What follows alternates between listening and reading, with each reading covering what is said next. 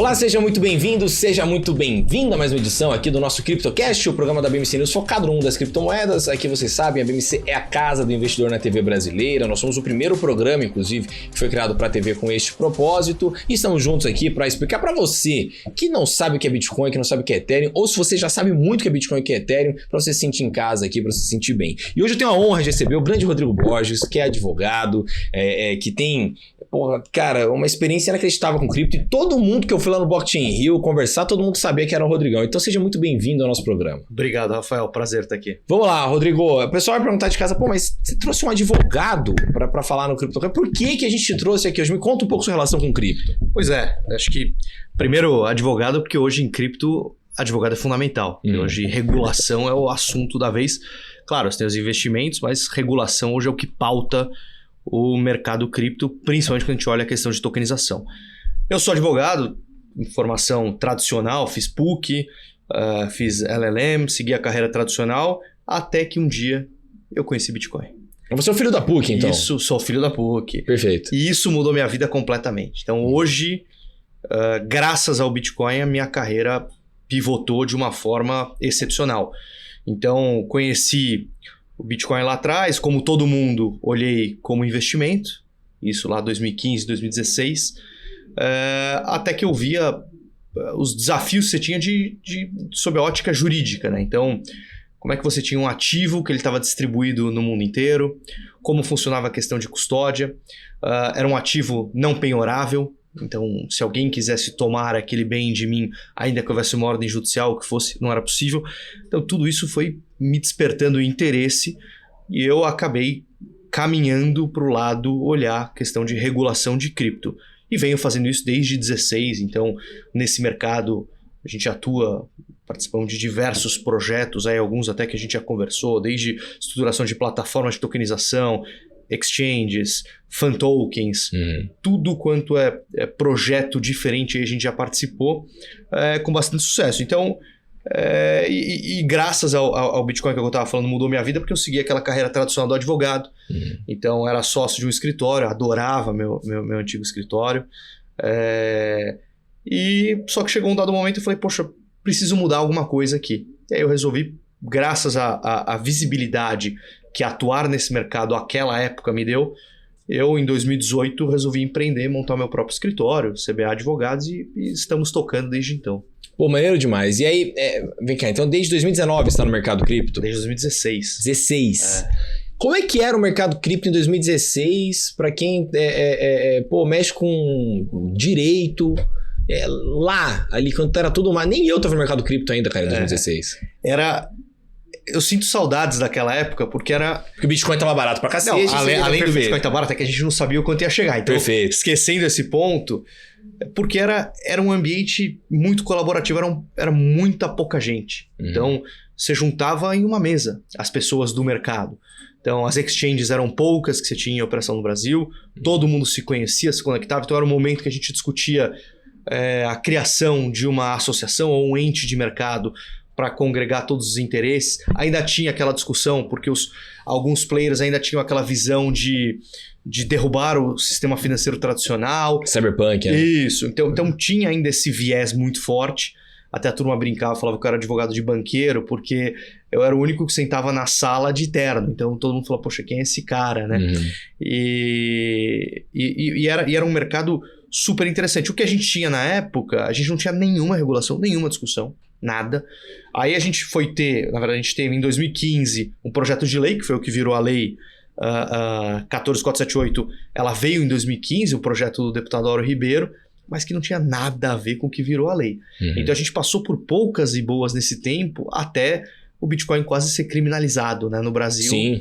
Até, enfim, a gente ter a lei e hoje todo mundo falar sobre Bitcoin de forma aberta e as próprias instituições financeiras tratarem como um ativo interessante para o portfólio de seus clientes. Você abre um app de um banco qualquer, tipo, sei lá, Itaú, Exato. Você consegue comprar Bitcoin em 2 palitos. Exato. Coisa de maluco isso. Para quem tá no mercado há muito tempo, a gente era tipo o outsider do outsider. Você tinha que... Cara, praticamente, eu não posso falar o termo, porque esse programa não vai ao ar depois das 10 da noite, mas era basicamente se fosse uma biqueira, entendeu? Era basicamente isso para comprar cripto. A gente enfrentava a dificuldade de fechamento de contas pelos bancos, então os bancos fechavam contas tanto das pessoas físicas que operavam quanto das exchanges. Teve essa discussão, até a gente representou o mercado numa ação no CAD contra as instituições financeiras. Então, era um outro mundo, assim, era um outro mercado completamente diferente. E eu me lembro que chamou muito minha atenção, salvo engano, foi a virada de 18 para 19, que todos os anos eu ia na Consensus, que é uma feira que era em Nova York, agora tem sido no Texas, que congregava todo o mercado global ali para discutir sobre cripto. Eu lembro 2017, 2018, você ia na feira e eram empresas que você nunca tinha ouvido falar na sua vida. Assim, empresas do leste europeu ou do sudeste asiático, mas que você nunca ouviu falar. A partir de 2019, você via instituições financeiras, empresas de consultoria, só empresas globais ali participando. Foi quando eu olhei e falei, poxa, acho que sem querer eu mirei numa coisa certa aí para apostar em termos de mercado. E é o que tem dado certo, né? Porque o que não falta, graças a Deus, é trabalho do jurídico nesse mercado. Claro, e aí, por exemplo, em 2016, muito piramideiro. Muito. Você bateu de frente com muita fraude na... Infelizmente. Tipo, como é que você arrumava cliente, por exemplo, em 2016? Como é que você sabia que aquele cara era honesto ou se não era? Porque tinha uns caras ali, eu entrei no mercado em 2019. Você pegou talvez o pico dos piramideiros, né? Total. Entrei no galerinha firmão, assim, era... Enfim, E aí, se tinha uns caras que eram muito... Você falava assim, cara, isso aqui é piramideiro fácil. Assim, você batia o olho e sabia. Mas tinham outros que viam com o Somebody Love ali que você poderia cair. Então, como é que você fazia em 2016 para não cair nesse tipo de coisa? Então, primeiro, antes de tudo, o que eu fui fazer foi me especializar. Eu fui estudar. Na época, comprei os poucos livros que você tinha publicados sobre o tema. Em português, salvo engano, eram 2 livros só que tinham. A maioria em língua estrangeira, então li todos os livros, fui fazer cursos fora, tudo que era possível para entender o mercado. Então isso me qualificou para conversar com os empreendedores e você vai sentindo com determinadas perguntas, você vai entendendo qual é o real propósito e interesse da pessoa com aquilo. Então no escritório a gente sempre foi muito cauteloso em relação às empresas, aos projetos que a gente atuava, por questão de credibilidade. Claro. Então... a gente fez um trabalho também com a mídia, então eu participei à época, 2018, bastante ativamente em 2019, em reportagens para os mais variados canais explicando a questão de pirâmide, como identificar, como funcionava, porque era quando o Bitcoin teve aquela subida. Em 2017 teve aquela primeira subida alta para 20 mil, depois caiu, mas em 2019 começou uma nova subida forte e aí explodiu de pirâmide financeira. Então a gente cruzou no mercado com todas essas que você possa imaginar, a gente cruzou com elas. E conseguimos sair de todas elas, não participar de nenhuma delas, porque a gente entendia de mercado, então eu entendia do negócio. Então quando ele vinha falar comigo, eu já sacava que tinha algo estranho por trás daquele projeto. Então, enquanto advogado, a gente sempre teve esse cuidado em não participar de projetos que a gente entendia como estranhos ali a sua formatação. Pô, perfeito. E aí, por exemplo, como é que foi constituir uma empresa de cripto em 2016? Até porque assim, tudo bem, a gente tá falando agora em 2025. 2025 tá todo lindo, maravilhoso. Mais ou menos, né? Mas tá bem perto de 2016. Bem melhor. Pô, você tem propaganda de cripto, você tem um programa de cripto na TV aberta. Sim. Na TV a cabo, tudo bem, mas assim, Pô, a gente já tinha 30 milhões de pessoas, por exemplo. Isso em 2016 era inimaginável. Então, como é que você fez ali para conseguir segurar a barra de uma empresa de advocacia durante, sei lá, uns 3 anos até o negócio começar realmente... O mercado cripto começar a prosperar, não? Então, a diferença é que no mercado de 2016, como era um mercado muito pequeno, então ninguém tinha interesse em olhar aquele mercado. Então o regulador não olhava, a mídia não olhava, ninguém dava atenção àquilo. Então isso permitia que o empreendedor desenvolvesse e criasse muitas soluções interessantes que a gente tem hoje de mercado, surgiram lá atrás. Então a gente teve a oportunidade de participar de alguns desses projetos super interessantes e que só foram possíveis porque o empreendedor pôde testar o modelo independente da regulação. E depois a regulação veio para acompanhar aquele modelo. Mas assim, eu não consegui parar a minha vida para só trabalhar assessorando empresas de cripto. porque não era viável. O mercado ainda é muito pequeno.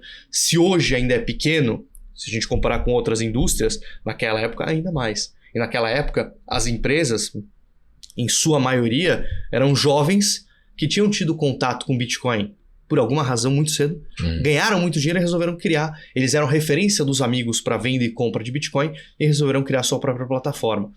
Então, eles não tinham a cultura também de gastar dinheiro com advogado. Então, era uma dificuldade também que a gente enfrentava em como atender o mercado. Então, a gente veio fazendo esse trabalho, não só eu, como na época, acho que de advogados. Na época, acho que tem mais 2 que estão desde essa época aí que eu me recordo. A gente foi fazendo esse trabalho de educar também, de mostrar para as pessoas a importância de, estruturar uma conversa com o regulador, entender quais pontos você tem que atacar. Porque, de fato, se a gente lê o paper do Satoshi e se a gente olha a cultura cripto, a gente fica muito entusiasmado em querer partir ali para um criptoanarquismo, né? Porque é muito bonito. Claro. Mas na prática isso não funciona. Então, esse foi um trabalho que a gente teve muito de mostrar para as pessoas que era importante a gente equilibrar.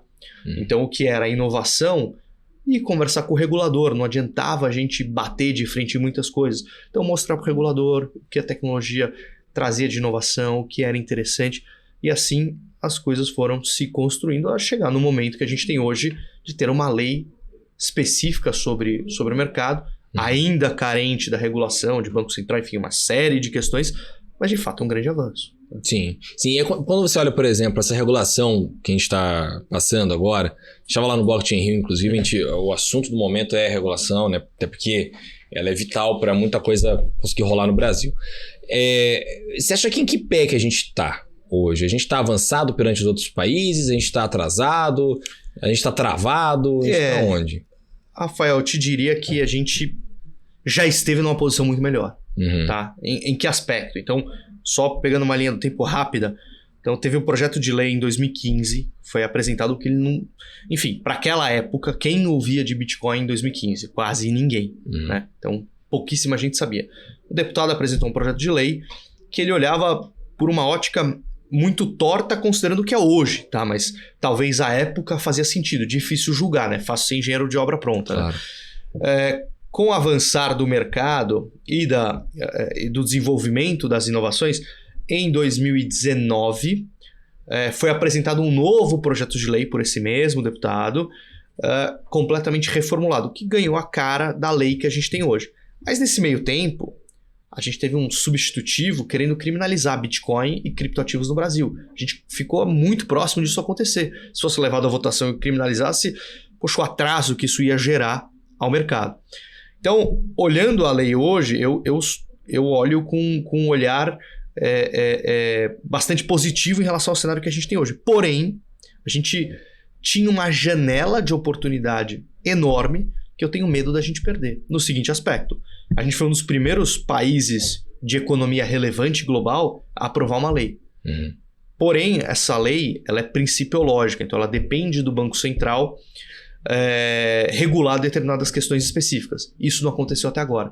Nesse meio tempo, o que está acontecendo? Veio o MiCA na Europa, a gente tem o Genius Act nos Estados Unidos caminhando, então a oportunidade que a gente tinha de ser uma das grandes economias globais com uma regulação sólida que poderia atrair investimentos em empresas para cá, a gente vai perder. Porque à medida que os Estados Unidos e Europa avançam, não faz sentido o sujeito estar aqui ao invés de estar nos Estados Unidos ou Europa, coisa que a gente poderia ter aproveitado. Então,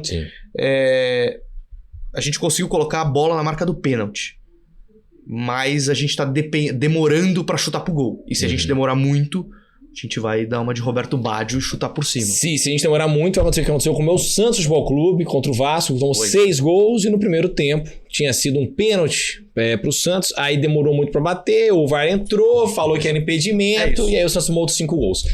Isso acontece, né? Isso acontece no futebol, na vida e nos países. Pessoal, a gente vai pro rápido intervalo, na volta tem muito mais CryptoCast, que eu vou só agora limpar meu choro, porque eu lembrei do Santos Futebol Clube tomando uma goleada. Até daqui a pouco.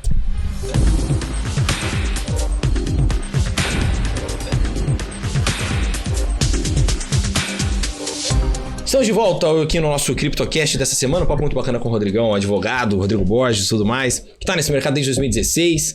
Rodrigo, me fala um negócio, cara. Você falou sobre projetos que você teve ali a honra de participar e tudo mais. Fala um pouco pra gente aí de quais projetos você pode comentar de cripto. Então a gente participou, Rafael, de estruturação de exchanges nacionais e estrangeiras vindo para o Brasil. Uhum. Então, assessoria regulatória, tributária, tudo para estabelecimento, criação de plataformas de tokenização. Então, hoje, você vê M88, o mercado fala muito disso, de tokenização de dívida, né, de crédito, enfim, tem muita oportunidade. A gente teve a oportunidade, que eu posso falar que é público, do projeto, você até mencionou no bloco anterior, do Santos. O meu time, do coração. Dos tokens do Santos. Um que você participou, né? Pois é. Porra. Um que foi lançado no mercado Bitcoin, outro foi lançado na Binance, foi um fan token. Foi um projeto super desafiador, principalmente o da Binance, porque foi o primeiro token que a Binance, e não sei se ela fez outro, tá? Mas foi o primeiro na América Latina. Então tinha uma dificuldade porque eles não tinham time no Brasil. Então a gente conversava com o time deles que ficava na Alemanha, para conseguir desenhar e explicar para um clube de futebol como funcionava aquilo. Então, a gente atuou pelo Santos Futebol Clube nisso e foi uma oportunidade bastante interessante para aquilo que eu falei no início, né, de educar. Então, explicar o funcionamento disso, os aspectos regulatórios. Foi um projeto bem desafiador.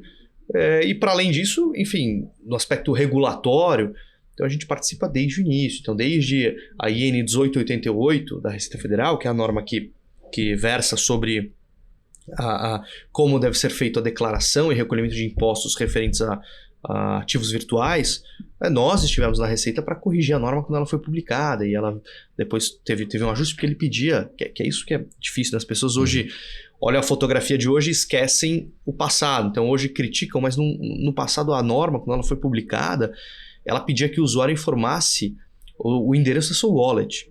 E por quê? A Receita não sabia que o endereço da wallet permitia que o regulador visse o extrato completo da conta do sujeito. Ele achava que era igual a agência e conta de banco. E aí, eu junto com meus sócios fomos à Receita Federal, representando a associação do setor, para explicar para a Receita aquilo. Então, e em poucos dias foi publicado, enfim, uma nova norma corrigindo ali essa falha, porque violava questões de sigilo, enfim, privacidade. Participei de audiência pública na Câmara dos Deputados, projeto de lei. Então, a gente está envolvido em muitos dos projetos aí. Que nem tudo dá para a gente falar. Advogado, a gente faz o trabalho de bastidor. Claro. Quem aparece é o nosso cliente. A gente é o ator ali do bastidor. Que mexe os bonecos ali. Vamos falar um pouco sobre essa história do Santos, aí, desse projeto do Santos Futebol Clube. É meu time do coração, não sei se felizmente ou infelizmente.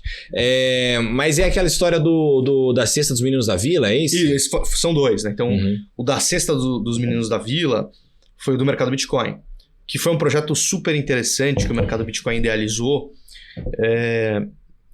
Qual que é a estratégia? Esse token está no ar ainda. Então ele pegou uma cesta, só me engano, 10 atletas, dentre eles inclusive o Neymar. Neymar, Danilo, Gabigol, Rodrigo, Lucas Veríssimo. Eu lembro disso aí. Não sei porque que eu lembro disso. Enfim, e aí? E qual foi a sacada? Que muito inteligente ali do time do MB em criar esse produto. Tem um mecanismo de solidariedade da FIFA, que o clube formador ele recebe uma percentagem das transações referentes àquele atleta, até ele completar, salvo engano, de 40 anos ou ele se aposentar, e vai caindo ao longo do tempo. Sim. E é uma possível receita do clube, né? Então, porque depende do jogador performar bem no clube que ele está. Não lesionar.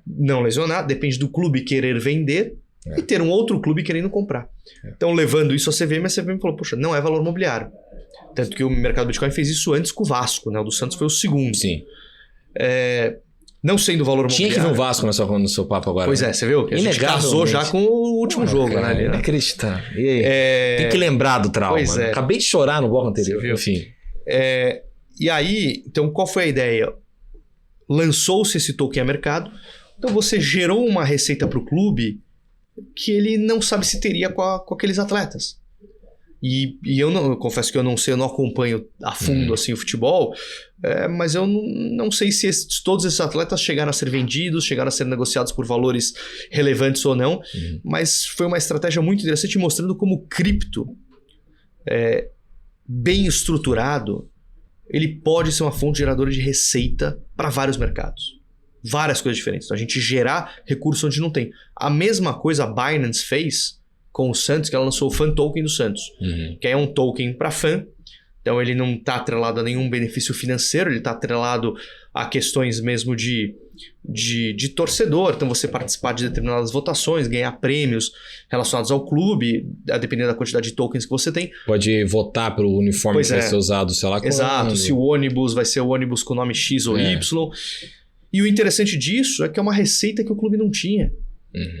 E graças à tecnologia, gerou-se essa nova linha de receita para o clube e foi um baita de um sucesso para o Santos. E é algo que eu vejo ainda que os outros clubes poderiam melhor explorar também. Porque assim, ó, a gente vê mundo afora, vários projetos interessantes, e no Brasil ainda é muito tímido, né? Quando você olha a questão de fan token. Você tem o sócio torcedor, ok, mas o fan token em si ele é ainda muito tímido, né? Acho que é algo que poderia talvez conectar, enfim. Então, de novo, cripto é um excelente mecanismo para gerar valor. Isso para várias coisas. A gente está falando de clube de futebol, mas, poxa, pensa quantos mercados.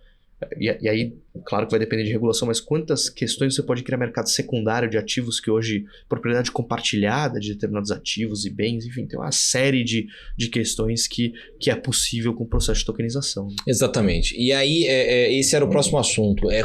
Para onde você acha que esse mercado está andando das maiores inovações? Para onde você acha que é um problema interessante que a gente está perto de conseguir resolver agora com essas novidades?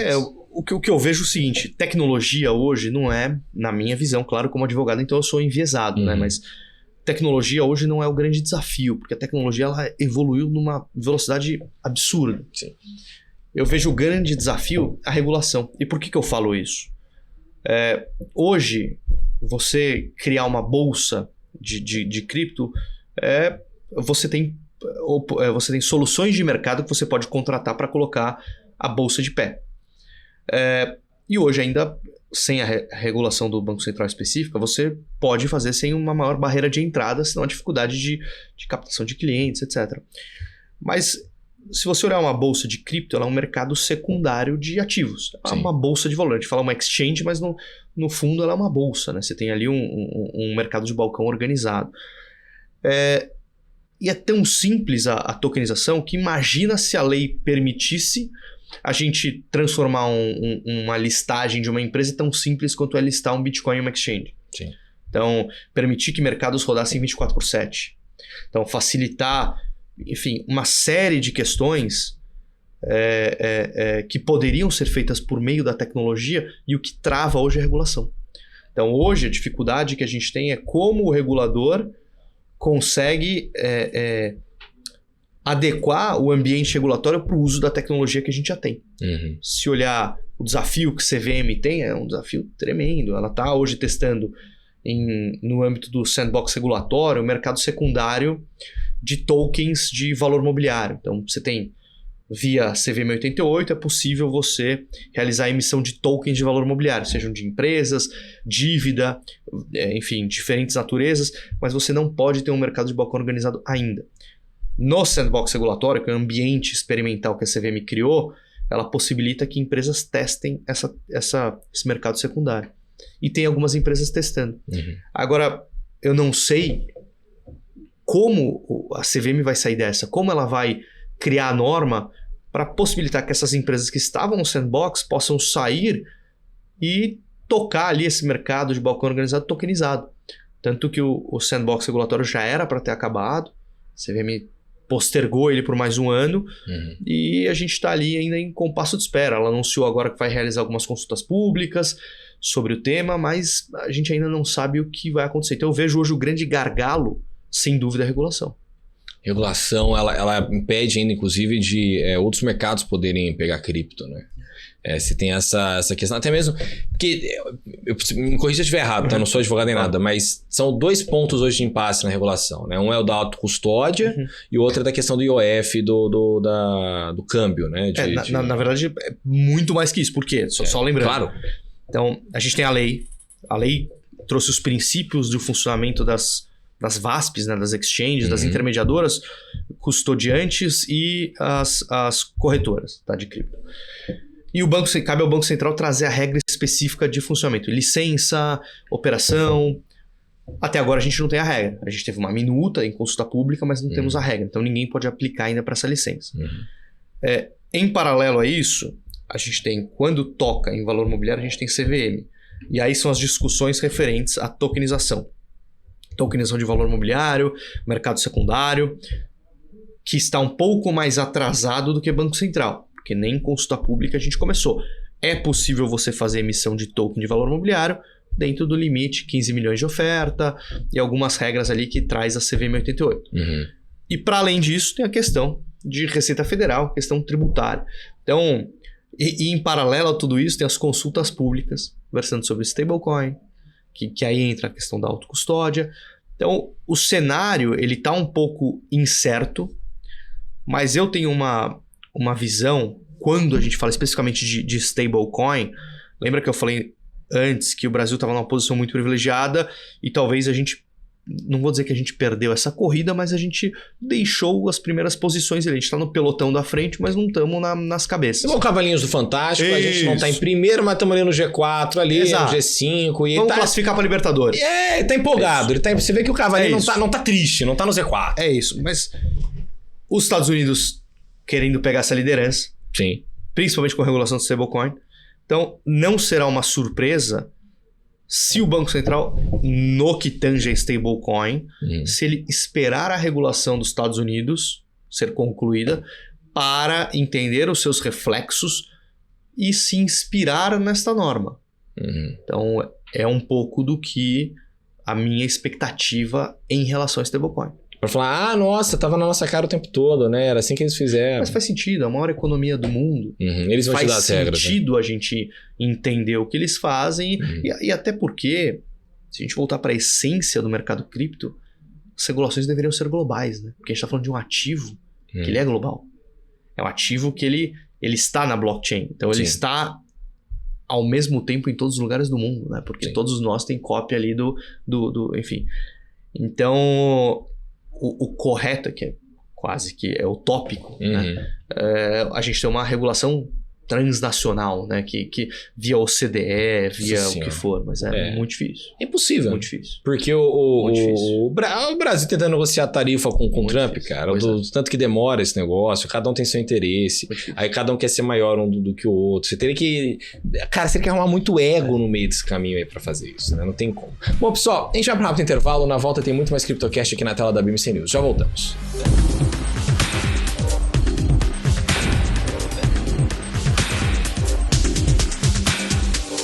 Estamos de volta no nosso CryptoCast aqui na tela da BMC News. Agora, esse papo muito bacana com o grande Rodrigo Borges, advogado, que ajudou o Santos Futebol Clube, inclusive, e isso me faz gostar muito de você.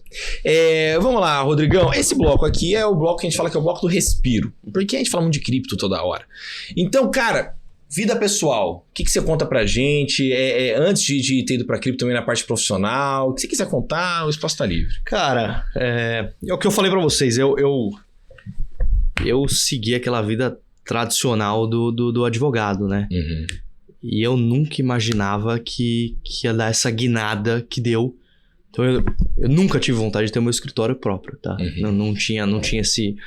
Porque muito advogado tem aquela vontade, quero abrir o meu próprio escritório. Eu não tinha essa vontade, eu era muito feliz onde eu estava. Mas chegam, às vezes... acabam surgindo, no meu caso foi o Bitcoin, acabou despertando o interesse para mim nesse mercado, e onde eu estava as pessoas não tinham a mesma visão, não compartilhavam da mesma visão que eu tinha. E isso acaba criando ali um desalinhamento ali, e é difícil quando você é mais jovem, acontece esse tipo de coisa, você fica marretando, tentando fazer as pessoas mudarem, o lugar mudar, até que chega uma hora e você percebe que quem tem que mudar é você, né? Claro. Então, e aí foi o que eu fiz para resolver empreender. Então, eu tenho uma gratidão, assim, com o Satoshi, que eu não sei quem é, eu adoraria saber quem fosse. Sim. Mas eu tenho uma gratidão muito grande porque, graças a isso que foi criado, eu tive a oportunidade de fazer algo totalmente diferente. Então, hoje, o meu escritório, que não é um escritório unicamente focado em ativos virtuais, no escritório de direito empresarial, enfim, em todas as áreas, mas muito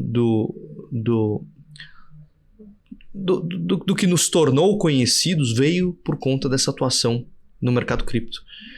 Então, é algo que, para as pessoas que às vezes estão na carreira ali desanimadas, sempre tocando de lado, não vendo perspectiva, poxa, começa a estudar, olhar outras coisas, tem tanta coisa relevante, a inteligência artificial, tanta novidade, que se você pegar uma dessas, pode mudar a tua vida.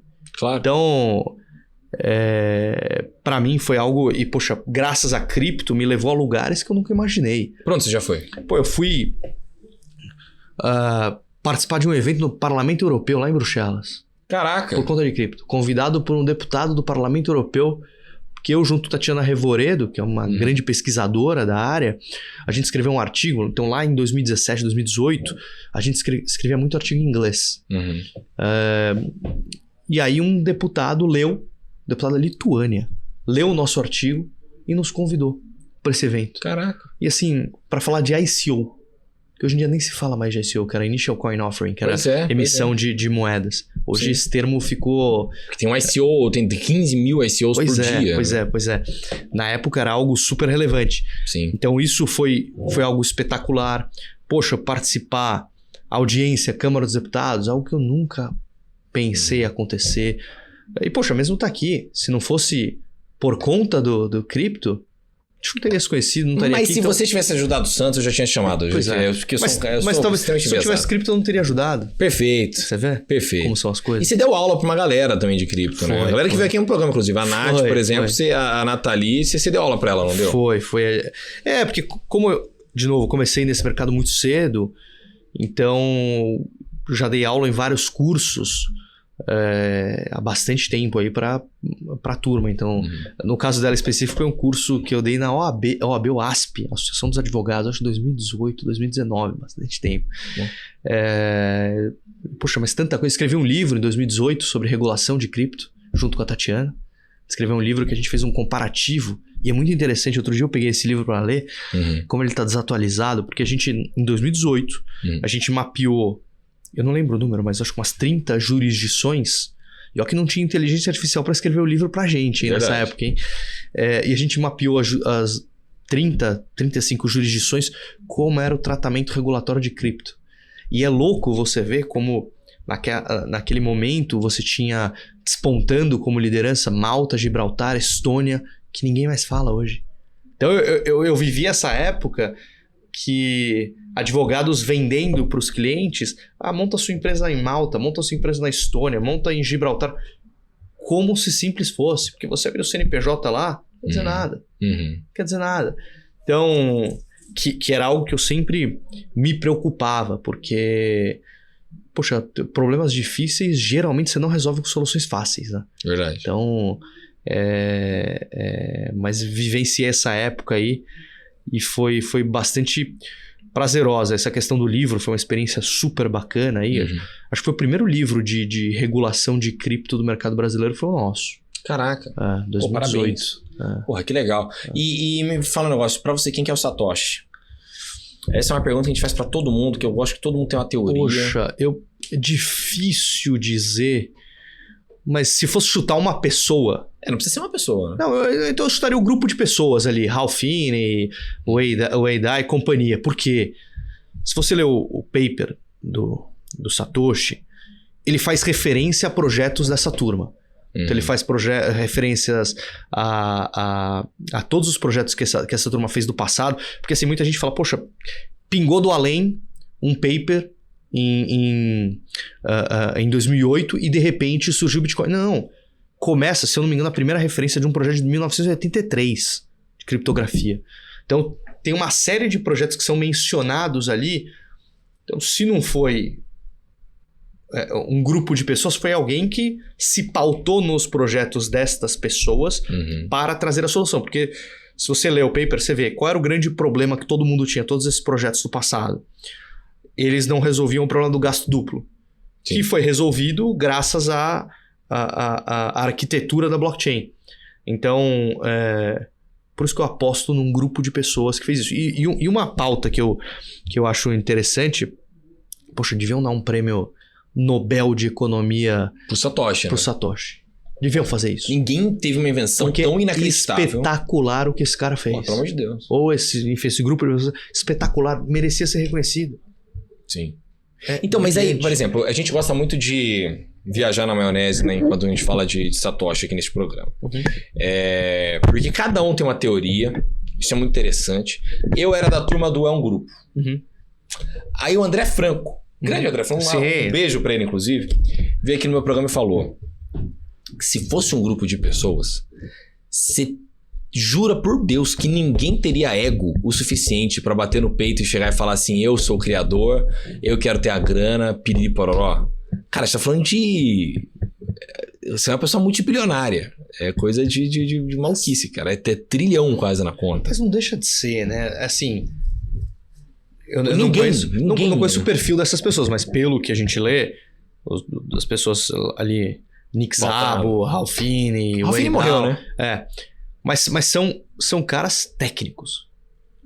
E esses caras muito técnicos... É o esquisitão, né? Não é o ego, não é... Porque o dinheiro, eles têm. É só você olhar as carteiras, as primeiras carteiras ali... Poxa, tem muito dinheiro. Então, tem carteira que não movimentou, mas quantas outras... Poxa, se a gente conhece pessoas que mineravam desde 2015 e estão milionários... Imagina essa turma aí que tá minerando desde 2009. 2009. Entendeu? Então, assim...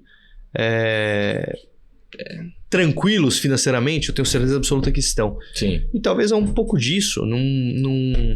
O que move eles é outra coisa. Bom, mas você acha que todo mundo ali seria espiritualmente elevado neste nível? Cara? Não sei. Porque eu já vi outras teses. Já vi uma tese, por exemplo, falando que o Elon Musk... isso que eu ia falar, não é? Todo mundo fica falando disso agora. Eu acho que não. Acho que o Elon Musk tem muito ego pra não falar que ele é o criador do Bitcoin, cara. Ele ia postar no Twitter ali. Certeza. Ia fazer um partido político disso. Ia pra palanque, o caramba. Steve Jobs falaram que poderia ser. Também tem uma tese que poderia ser o Steve Jobs, porque quando o Steve Jobs morreu, encontraram na casa dele lá um papel que ele tinha escrito nos projetos dele, e um desses batia com a ideia do que seria o Bitcoin. Só que o Steve Jobs é um visionário. Então, talvez ele só tenha tido essa visão mesmo, assim, tipo... É igual uma ideia. Às vezes, várias pessoas têm a mesma ideia ao mesmo tempo num planeta, né? Quem realmente vai conseguir fazer aquilo ali dar certo é outra história. Eu sou da turma do Ralph Finney. Se fosse uma pessoa, quem eu apostaria? Que foi a primeira transação foi com ele, não foi? Eu apostaria, foi. Então, pô. É quem eu apostaria. Porque não... Enfim, mas independente de quem for, merecia um Nobel aí. Só que você não acha que, por exemplo, se a gente descobrisse quem é o Satoshi, não ia dar um fuzuê danado? Eu acho que ia. Isso ia ser preso, não é? Não, preso por quê? Hoje, se a gente estivesse falando em 2016... Possivelmente. Hoje, não. Mas o que... Pô, se o cara fosse o que geraria... O problema é que geraria um impacto muito grande. Imagina cada comentário dessa pessoa no Twitter. O quanto o mercado não poderia se movimentar porque tem o criador do... Entendeu? Sim. Então, acho que isso talvez poderia gerar este efeito. Sim. Mas mais do que isso, eu não vejo. Mas a história é excepcional, assim. Poxa, o cara simplesmente para de interagir no grupo e fala que tá focando em outro projeto. Poxa, que outro projeto é esse? Né? O Ralph Finney, né? Coisa de maluco. Espetacular. Do nada, né? Do nada. Espetacular. E aí depois ele tem ela, né? E acaba então é muito interessante. É isso que eu falei, a história toda por trás do Bitcoin, quem estuda a história... Não tem como você não achar fantástico e não gostar desse negócio. Porque no momento em que foi criado... Então, só lembrar a crise do subprime. Então, os governos injetando dinheiro nas economias e esse dinheiro sendo usado para pagar bônus milionários para os executivos das empresas que estavam indo mal. É uma coisa muito estranha. Então, foi um movimento social. É isso que é o mais legal. Surgiu como um movimento social e hoje virou um ativo... de gente grande, né? Que os principais fundos, bancos, todo mundo alocando parte do capital nesse ativo. Então, quem criou é excepcional. É gênio. Excepcional. Agora, o que você acha desse atual ciclo do Bitcoin? Porque eu tenho opiniões diversas passaram já nesse programa aqui. Tem a galera que fala que talvez ano que vem seja o fim. Em relação, tipo, a essa alta que a gente tá tendo. Tem a galera que fala, não, veja bem, vai estar tudo certo, tudo lindo. Você que tá desde 2016. Qual que é o seu feeling em relação a esse ciclo? Você acha que é um ciclo que a gente está vendo agora dissipar um pouquinho esses gatilhos de alta? Então, eu não sou a pessoa mais adequada para falar de investimento, né? Mas Claro. confesso que eu sinto saudades do passado. Eu lembro 2017, acho que foi 17, quando ele subiu de 3 mil para 20 mil. Uhum. Se atualizava, se dava refresh no teu computador, ele tinha subido, sei lá, R$500 em 1 minuto. Era uma coisa de louco, assim, era euforia, assim, você não conseguia trabalhar, você só ficava olhando aquilo. Sim. E chocado, falando, meu Deus do céu, como é que isso está acontecendo? É algo que nunca mais acho que a gente vai experimentar, não num espaço tão curto de tempo. Uhum. Poxa, eu escuto de tudo também, assim, então tem clientes que defendem que a máxima vai ser algo em torno de $140 mil, depois cai, dá uma estacionada e volta a subir daqui a um ano. Outros falam, não, vai até 200 mil. Eu não sei. A única coisa que eu sei é que faz sentido ter Bitcoin como uma espécie de proteção. E até no cenário que vivemos hoje, eu vejo, não sou de investimento, então não sou a pessoa adequada para dizer, mas eu acho interessante até como uma forma de você ter uma exposição ao dólar, porque, enfim, o Bitcoin ele acaba sendo cotado em dólar, né? Então, é uma forma de você ter essa exposição. Eu acho fundamental, pelo menos, conhecer desse ativo, porque me parece, do que a gente lê na história, do que foi o ouro como uma reserva, me parece que o Bitcoin tem um potencial muito maior como uma possível reserva. Claro que amanhã pode ter um crash aí, pode ter um hack que nunca aconteceu, aí vem computação quântica, todas as dúvidas que a gente tem, não dá para saber. Mas hoje acho fantástico. Inclusive, foi bom até você fazer o disclaimer de todo o programa aqui. Então, a você que está nos acompanhando, tem 2 avisos aqui muito simples. O primeiro deles isso aqui não é um programa de recomendação de investimentos. Tome apenas decisões pautadas aí nos seus estudos, suas análises, seus investidores aí, seus analistas e tudo mais, tá certo? Isso aqui, a gente debate teses, debate teorias aqui de conhecimento. Segundo ponto, você que acompanha o CryptoCast lá no canal do YouTube da BMC News, toma muito cuidado na parte dos comentários, que sempre tem uns bots bem tosquinhos, falando assim, eu tenho minha carteira aqui com as palavras-chave XYZ, por favor, alguém pode me ensinar a tirar? Cara, não cai nisso aí é golpe, sei lá, vírus, sei lá o que é esse negócio, mas é algo errado. Então, nem liga pra esse negócio, tá, gente? A BMC ela vai apagando ali ao longo do tempo, só que sai muito vídeo no canal. Então, pode ser que você esteja nos assistindo daqui, sei lá, meses. E aí, pode ser que tenha lá. Então, tome sempre cuidado. Isso em todo vídeo, inclusive, acontece. De cripto, não só na BMC, todo canto. Então, é um problema do YouTube, enfim. Tome seu cuidado aí, vocês sabem que todo cuidado é pouco. Rodrigão, pra gente continuar falando aqui sobre o nosso assunto de preços Bitcoin, de Ethereum e tudo mais, você acha que essa grana de stablecoin que entra hoje, ela ajuda na tese das criptomoedas a aquele longo prazo? A gente tinha aquele medo de onde é que a grana institucional realmente vai entrar na parada e como é que a gente vai ter uma grana recorrente nisso? Aqui, Rafael, eu vejo o stablecoin hoje, ele tem sido muito pautado como estratégia de câmbio, né? Então, tanto que a preocupação que o Banco Central tem hoje em termos de regulação é essa. Porque as transações em stablecoin, a depender, acaba acontecendo o que a gente fala do shadow banking, ali que o Banco Central não tem visibilidade daquelas operações, então balança comercial, etc., acaba ficando defasada, porque o Banco Central não sabe o que a gente tem de recursos no exterior ou recursos de estrangeiros aqui. E tem sido um tema cada vez mais recorrente, a procura por stablecoin em alternativa a câmbio.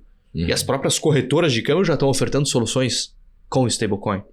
Seja por eficiência operacional, redução de impostos, enfim, tem uma série de estratégias.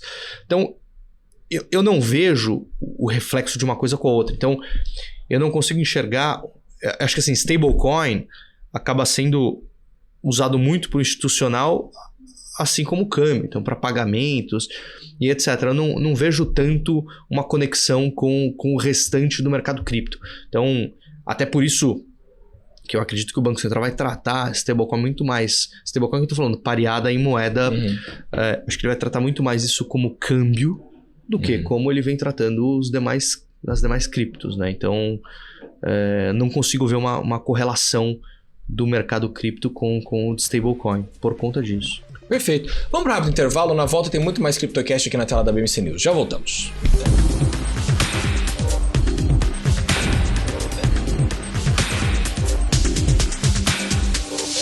Sejam bem-vindos de volta ao nosso CryptoCast aqui na tela da BMC News. Agora, nosso último bloco aqui com o nosso grande Rodrigo Borges, advogado, inclusive, que está nesse mercado de cripto há muito tempo. Rodrigão, a gente estava falando um pouco sobre essa questão das stablecoins e tudo mais. O que você acha que é o próximo passo do mercado cripto? O que você enxerga para esses próximos 2, 3 anos de mercado que tá um pouquinho... Eu não sei, cara. Se eu olhasse 2, 3 anos para trás do que seria o para frente, se eu fizesse essa conta de previsão, acho que eu conseguiria ver mais claro. Uhum.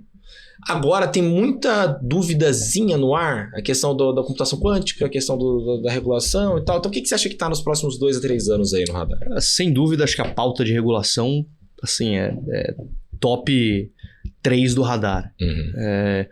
E isso porque a gente está vendo agora uma espécie de uma corrida regulatória, né? Então você vê MiCA na Europa correndo para trazer ali a regulação logo, Estados Unidos que largou atrás, porque os Estados Unidos teve na gestão anterior ali do Biden, eles tinham uma visão de que a gente fala eles faziam o seguinte, eles deixavam você desenvolver o teu projeto e vinham com multas pesadas, Sim. com ordens duras. No fiscal. Isso, e isso atrapalhou muito o desenvolvimento. Agora essa gestão falou, vamos regular isso. A gente enxerga valor, começou a criar... Então você vê as principais economias globais correndo atrás de regulação. No Brasil, a gente tem uma postura muito diferente dos Estados Unidos, porque desde o princípio, Banco Central e CVM, os principais reguladores desse mercado, eles sempre estiveram muito próximos. Então eles sempre olharam com bons olhos. Então no aspecto de vamos utilizar essa mecânica, essa tecnologia para o que eles têm de agenda de inovação, né? Então, tanto CVM quanto o Banco Central, eles têm uma agenda própria de inovação. Só que a gente está num momento que Banco Central caminhou bem. A gente está em vias de ter a resolução final do Banco Central para que as empresas possam aplicar para o pedido de licença. Sim. CVM, a gente não avançou com a velocidade que a gente gostaria. E é onde vai estar o grosso do dinheiro, o mercado de capitais. Total. Então, imagina a gente poder criar um mercado secundário aqui de tudo quanto é ativo, que hoje não é possível. Pô, imagina você poder investir em negócios tipo startup. Pois é. Só que no nível assim, todo mundo poder ter seu programa. Igual, você já assistiu aqui, inclusive, na tela da BMC, no Smart Money com o grande John Kepler, que é aquela coisa do investidor que tem seu próprio negócio, que é novos investidores. Imagina se pudesse fazer isso de maneira ampla mesmo. Então, porque hoje você tem a CVM 88 que permite você captar até 15 milhões, mas você não tem um mercado secundário. Então, o que acontece? Tira a liquidez. Sim. Tira a liquidez porque o sujeito compra, ele tem que carregar aquele investimento. Ou a plataforma pode ajudar uma saída, mas é um trabalho... Fica com medo, né? Pois é, se a gente tivesse um mercado de balcão organizado para isso, imagina a facilidade. Igual você compra e vende Bitcoin, você comprar e vender ações de empresas pequenas. E você resolve um problema macroeconômico, né? Uhum. Porque a nossa tese econômica brasileira, você pega ali... Seja bem-vindo ao Geografia Cash, aqui na tela da BMC. Não, mas você pega a tese macroeconômica brasileira, desde o governo FHC, é uma tese de guarda-chuva, né? Que vou colocar a grana na mão de grandes milionários e tal, os empreendedores, espero que isso chegue, que essa grana rode até o fim. Só que tem um certo ponto da engrenagem ali que essa grana não anda, por isso que tem desigualdade. Uhum. Se a gente tivesse um mercado assim, com cripto, o negócio iria finalmente completar a rodinha, não? Pois é, mas é a dificuldade do regulador em termos de, primeiro, entender quais são os impactos de uma mudança. Total. Braço, porque o que o regulador faz aqui é digno de muita glória, porque eles não têm incentivo para inovar. Zero. Com quadros limitados, com pouca gente, o que eles fazem é um milagre. Né? Mas ainda assim, a gente espera mais. Né? A gente gostaria que fosse numa velocidade maior para que não perdêssemos essa oportunidade. Então, o que eu espero para os próximos anos aí é, de fato, a gente acelerar nessa pauta de regulação e muito focado em mercado de capitais.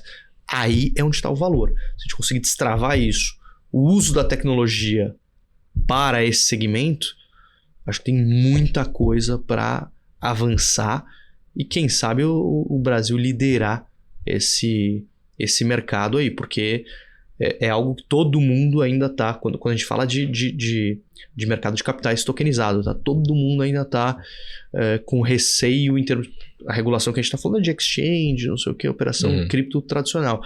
Mas agora, explodir ali a tokenização para outros segmentos é algo que ainda está um pouco tímido. E quem sabe o Drex vem aí de fato para trazer esses benefícios, enfim, possibilitar uma interoperabilidade entre sistemas e a gente poder usar determinados ativos como colateral de financiamento, reduzindo o custo de crédito, enfim, tem uma série de questões que a tecnologia pode trazer, mas de novo, tudo depende da regulação. E que ataca até o âmbito social, né? Que é onde talvez seja o próximo caminho das criptos, né? Eu tive um papo muito bacana no Blockchain Rio com o Bob Burnquist, skatista lendário e tudo mais, e o Bob ele tem uma visão que é um pouquinho diferente da maioria do mercado, que ele olha para cripto como um facilitador social. Então a lógica é de os projetos sociais teriam mais investimento se a gente olhasse para cripto, porque facilita. Então, talvez com a regulamentação virando, você consiga aproximar a Faria Lima das comunidades, sabe? Pois porque imagina com tecnologia blockchain, você tem o rastreio. Então você teria o rastreio Então você vai fazer uma doação, você teria o rastreio da sua doação para identificar se de fato ela foi para aquele... eficácia. Para aquilo que você doou, você poder fazer uma auditoria em tempo real do que está acontecendo ali. Então, existem N projetos de uso da tecnologia blockchain, e aí não falando de cripto especificamente, mas da tecnologia blockchain, para controle de gastos, transparência, mas precisa andar. Porque aí são pautas que acabam se perdendo aí no meio do caminho, mas são pautas estruturais, porque imagina a gente usar a blockchain para controle de gastos públicos, a gente saber de fato onde o dinheiro está indo, todo mundo poder verificar isso. Pois é. Imagina, a gente vê no governo federal, saber exatamente onde está indo a grana, de todas as emendas, de tudo. Eu não sei se quero saber tanto também. Eu tenho um pouco de medo. Não sei se querem que a gente saiba tanto. Não sei se querem que a gente saiba tanto. Rodrigão, queria muito agradecer a sua presença aqui. Obrigado. Volte mais vezes. Obrigado. Por favor. Tá certo? E a você que nos acompanha aqui no nosso CryptoCast, na tela da BMC News, muito obrigado pela sua presença. É sempre uma honra tê-los aqui na tela da BMC, que é a casa do investidor cripto na TV brasileira. Eu vou ficando por aqui, mas você pode continuar nos acompanhando nas redes sociais, @bmc.news, em todos os lados, TikTok, Instagram, Twitter, Facebook, LinkedIn, onde você quiser, a BMC está junto de você. E também no nosso portal, bmcnews.com.br, com as notícias mais fresquinhas de todo o mercado financeiro, mercado cripto, geopolítica e tudo mais. Vou ficando por aqui, semana que vem tem muito mais CryptoCast. Até mais, tchau, tchau!